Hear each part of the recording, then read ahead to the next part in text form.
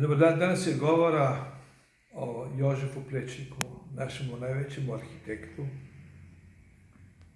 umetniku, mojstru, kateri je ustanovil šole in kateri je bil tudi član Akademije znanosti in umetnosti slovenske. In potem je bil tudi največji mistik. Zadnje delo, ki je oblikoval, je Križanka oblikoval, in sicer v tistem času, ko sem jaz tudi tam hodil v šolo za oblikovanje oziroma šolo za umetno vrt, ki je postala prav tisto leto 1963, šola za oblikovanje. Čeprav je pred 3 leti umrl, mi smo vsi mislili, da še živ. Toliko se je govorilo o Plečniku, da šele danes razumem, zakaj je ta gospod, oziroma velik arhitekt, ki se je imel za Kraževca, bil tudi mistik.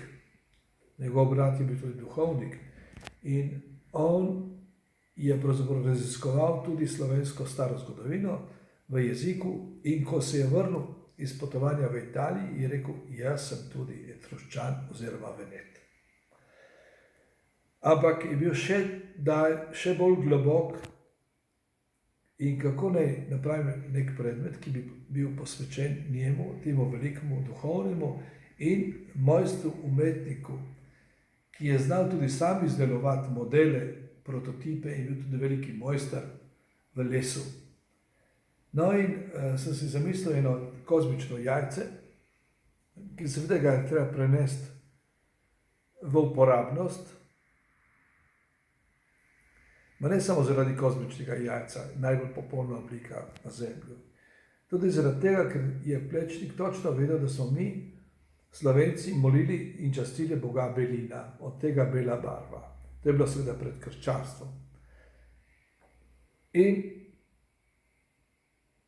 ta globoka spoznanja se danes verificirajo z različnimi raziskovalci, ki jih je cela vrsta že pokojnih, ne omenim samo Jožkota Šavlja, Brglota, Tomažiča in še ostale, ki so odkrivali staro slovensko zgodovino v prajeziku, in hvala Bogu, tudi Peter Amaleti je napisal že nekaj knjig v tej zvezi, s tem, da osvešča slovenski narod, kako je star jezik in kako je star narod.